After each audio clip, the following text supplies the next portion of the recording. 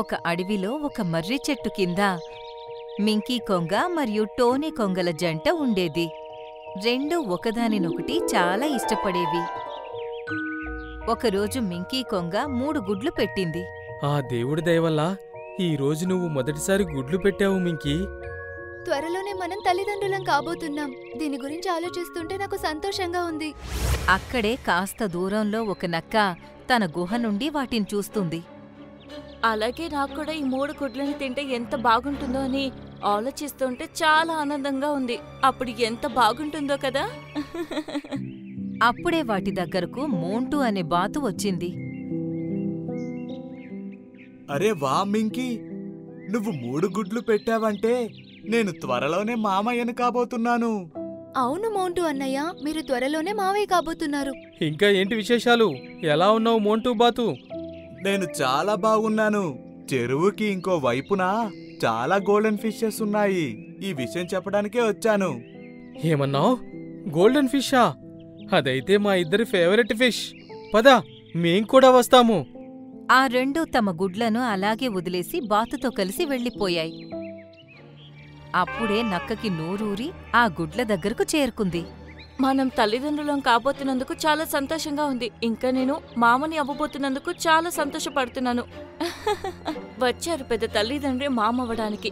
ఇప్పటికిప్పుడే నేను వీటిని తినేసి వాళ్ళిద్దరి కలని పాడు చేయబోతున్నాను. అలా అని తను ఒక్కొక్కటిగా 2 గుడ్లను తినేసింది. అరే వా, ఎంత రుచికరంగా ఉన్నాయి ఈ గుడ్లు. నోటి రుచిని పెంచుతూ కడుపు నింపుతున్నాయి. ఆ తర్వాత తను 3వ గుడ్డును కూడా తినేసింది. వా, చాలా మజా వచ్చింది. ఈ రోజు వరకు ఎన్నో గుడ్లు తిన్నాను, కానీ ఈ కొంగ గుడ్లు మాత్రం ఎంత రుచికరంగా ఉన్నాయి. కాసేపటి తర్వాత మింకీ మరియు టోనీ కొంగ తిరిగి వచ్చి చూస్తే గూడు ఖాళీగా ఉంది. అయ్యో, ఏంటిది? నా గుడ్లు ఎవరు తీసుకున్నారు? చూస్తుంటే ఏదో దుష్ట జంతువు వాటిని తిన్నట్టుంది. అది చూసి మింకీ చాలా బాధపడింది. టోనీ మొహం కూడా చిన్నబోయింది. కాని దూరంగా ఉన్న నక్క మాత్రం చాలా సంతోషంగా కనిపించింది. రాత్రంతా ఆ రెండింటికి నిద్ర పట్టలేదు. చూస్తూ చూస్తూ తెల్లారింది. పద మింకీ, వెళ్ళి ఏమైనా తిందాము. ఆ తర్వాత నువ్వు మళ్ళీ గుడ్లు పెట్టు. ఇంకా ఎన్ని రోజులు ఇలా బాధపడతావు? ఈసారి గుడ్లు పెట్టాక కూడా వాటిని ఎవరైనా తినేస్తే అప్పుడు నేను ఎలా తట్టుకోగలను చెప్పండి? తన మాట విని టోనీ ఏదో ఆలోచించింది. తన ముందున్న రాళ్లల్లో నుండి ఒక తెల్లటి రాయి తీసుకొచ్చింది. దాన్ని తెచ్చి గూటిలో పెట్టింది. మీరేం చేస్తున్నారు? నువ్వు చూస్తూ ఉండు మింకీ.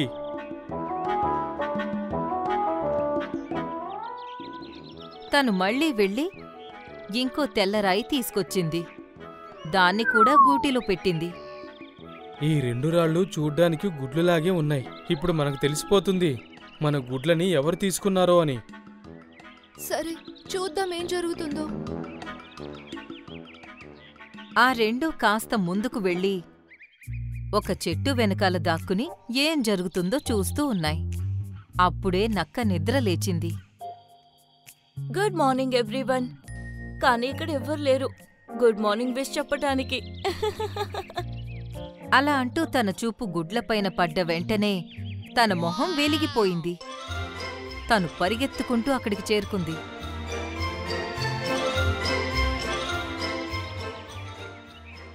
అరే వా, ఈరోజు వీళ్ళిద్దరూ పొద్దున్నే నాకోసం గుడ్లు వదిలేసి వెళ్లారు. వీళ్ళు నా గురించి ఎంత ఆలోచిస్తున్నారో. అలా అని తను వెంటనే వాటిని నోట్లో పెట్టుకుంది. అయ్యో, ఆ! తన నోరు నొప్పి వచ్చి రాయిని నోట్లో నుంచి కింద పడేసింది. అయ్యో దేవుడా, ఇది రాయి. ఈ కొంగలు చాలా తెలివైనవనుకుంటా. ఏం కాదులే, ఈసారికి నేను జాగ్రత్తగా ఉంటాను. ప్రస్తుతానికి నేను ఇక్కడి నుండి వెళ్ళిపోతాను. అలా అని అది తన గుహలోకి తిరిగి వెళ్ళిపోయింది. దేవుడా, ఇదొక నక్క పని. మనం దానితో ఎలా పోటీ పడగలం? ఇక మనం తల్లిదండ్రులం కావాలనుకునే ఆశ వదులుకోవాల్సిందేనా? ఎవరైనా మనకన్నా బలంగా ఉన్న చెడ్డవాడైనంత మాత్రం మనం వాళ్ళని ఓడించలేము అనుకోకూడదు. మనం కాస్త బుర్ర పెట్టి ఆలోచించి తెలివిగా అడుగు వెయ్యాలి అంతే. మింకీ కొంగకి తన మాటలు పెద్దగా అర్థం కాలేదు. కాని టోనీ కొంగ తప్పకుండా ఏదో ఆలోచించుంటుంది. మింకీ, నాతో పద.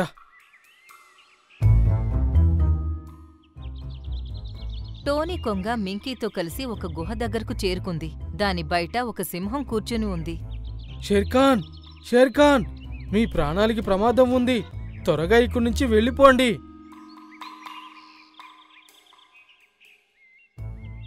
అరే ఏంటి నువ్వు మాట్లాడేది? అయినా నా ప్రాణాలకి ఎవరి వల్ల ప్రమాదం ఉంటుంది? ఒక నక్క, అది చాలా ప్రమాదకరమైంది. అది ఇప్పటివరకు చాలా జంతువుల్ని చంపేసింది. ఇప్పుడేమో తను షేర్ఖాన్ని తన గుహలోకి వెళ్లి చంపుతాను అంటోంది. ఒక నక్క? ఈ మాట విని షేర్ఖాన్ ఒక్క క్షణం నిశ్శబ్దంగా ఉండి తర్వాత గట్టిగా నవ్వి ఇలా అన్నాడు. అలాగే, తీసుకురండి తనని.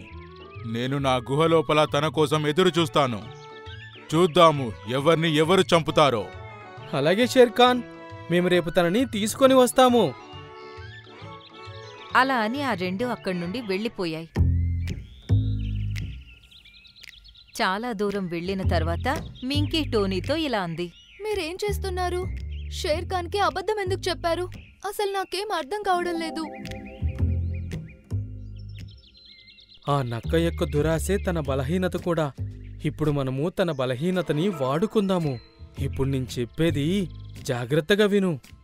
అలా అని టోనీ కొంగ మింకీకి ఏం చెప్పిందో తెలీదు. రెండూ తమ గూటి దగ్గరకు చేరుకుని కామ్గా నిద్రపోయాయి. ఈరోజు రాత్రి నేను నిద్రపోను. ఉదయాన్నే తన గుడ్లు పెడుతుంది కదా, వెళ్ళి వాటిని తిని ఆ తర్వాతే నిద్రపోతాను.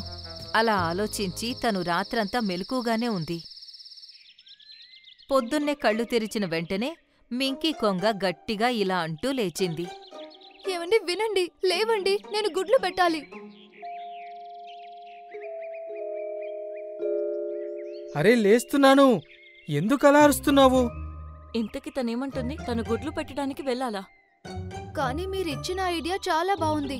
గుడ్లను గూట్లో కాకుండా గుహలో పెట్టమని చెప్పారు కదా. ఇప్పటి వరకు మనం ఆ గుహలో 9 గుడ్లను పెట్టాం కదా. ఇప్పుడింకా 2 గుడ్లు పెట్టి వస్తాను.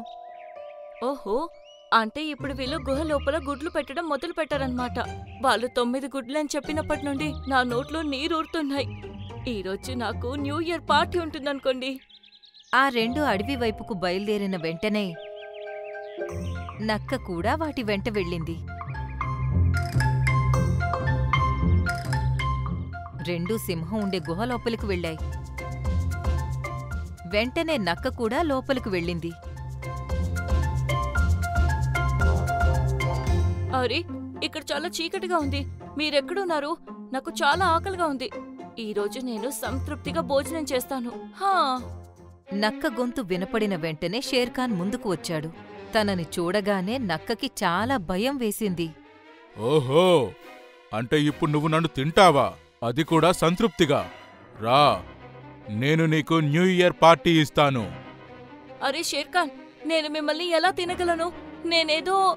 షేర్ఖాన్ తన మీదకు దూకి తన పీకని నోటితో పట్టుకున్నాడు. అది చూసి మింకీ ఇంకా టోనీ కొంగకి ప్రశాంతత కలిగింది. అవి తమ గూడు దగ్గరకు తిరిగి వెళ్ళాయి. మింకీ మళ్లీ 3 గుడ్లు పెట్టింది. మీరు చెప్పింది నిజమే. బుర్రను సరిగ్గా ఉపయోగించి తెలివిగా ఆలోచిస్తే ఎంత పెద్ద సమస్యని అయినా పరిష్కరించుకోవచ్చు. కొద్ది రోజులకి గుడ్ల నుండి పిల్లలు బయటకు వచ్చాయి. తల్లిదండ్రులవ్వాలనే వాటి కోరిక నెరవేరింది.